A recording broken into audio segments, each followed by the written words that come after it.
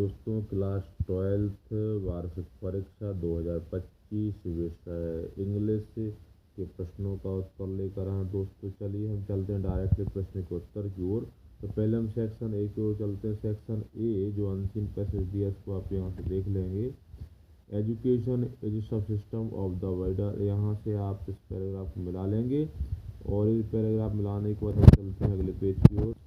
इस पैराग्राफ या अगले पेज पर दिया दोस्तों, यहाँ से मिला सकते हैं। इसके बाद हम चलते हैं डायरेक्टली प्रश्न की ओर।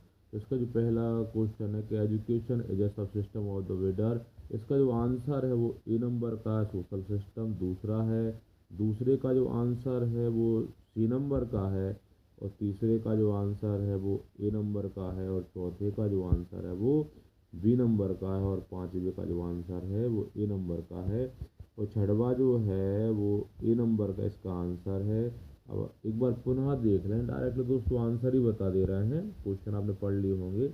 पहले का ए, दूसरे का सी, तीसरे का ए, चौथे का बी और पांचवे का ए और छठवे का ए।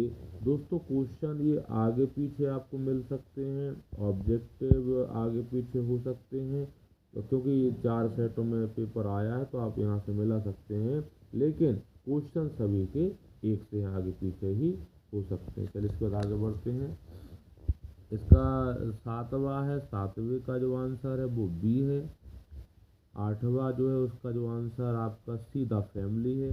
9वें का आंसर डी है और 10वें का आंसर जो है वो सी है। इस प्रकार से ये आपके आंसर हो गए। हम एक बार फिर कहेंगे, क्वेश्चन आगे पीछे रहेंगे, बाकी चारों सेटों में एक से क्वेश्चन के आंसर आए हैं। अगला आपके सामने दिया है पैराग्राफ, इसमें आपको नोट्स बनाना है, टाइटल लिखना है, ये आप लोग कर लें। चलिए हम डायरेक्टली आ गए हैं सेक्शन सी की ओर, जिसमें आपको यहाँ पर question number 6 fill in the blanks choosing the correct option, आपको कोई 5 यानी 5 कोई 5 इसमें से आपको टिक मार्क वाले आंसर करना है। तो हम देख सकते हैं पहले का जो आंसर है वो ऑफ है, दूसरे का आंसर ए है, तीसरे का आंसर सी है, चौथे का आंसर सी है और पांचवे का आंसर डी है और छठवे का आंसर ए है। टिक कर दिए हैं। आप क्वेश्चन को पढ़ लेना, आगे पीछे दिए होंगे यदि आपका सेट दूसरा है कोई सा भी, और ऑप्शन भी यहाँ आगे पीछे हो सकते हैं, बट क्वेश्चन सभी सेटों में एक जैसे ही आए हैं,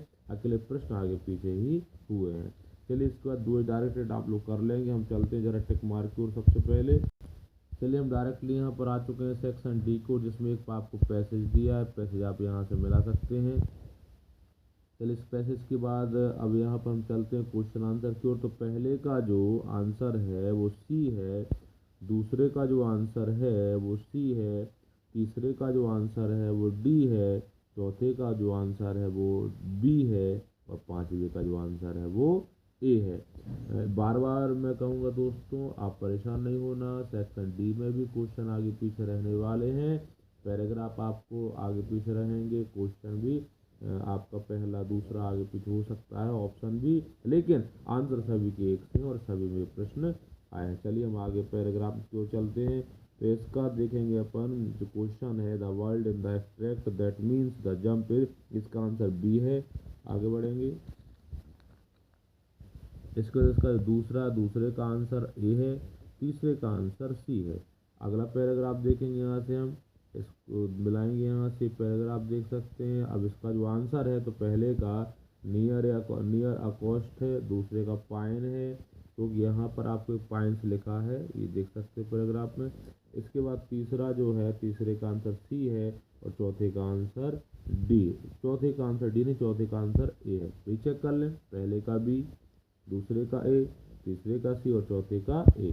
दोस्तों ये महत्वपूर्ण थे जो टिक मार्क थे, जिससे आपको आपके नंबर की जानकारी लग जाएगी कितने नंबर आपके आ रहे हैं, और बाकी के दोस्तों आंसर आप लोगों ने कर लिए होंगे। दोस्तों वीडियो को लाइक करें, चैनल को सब्सक्राइब करें और अपने दोस्तों को वीडियो ज़रूर शेयर करें ताकि उन तक भी आंसर पहुंच सकें। अगली वीडियो में अगले पेपर का आंसर आपको मिलेगा। बहुत बहुत धन्यवाद।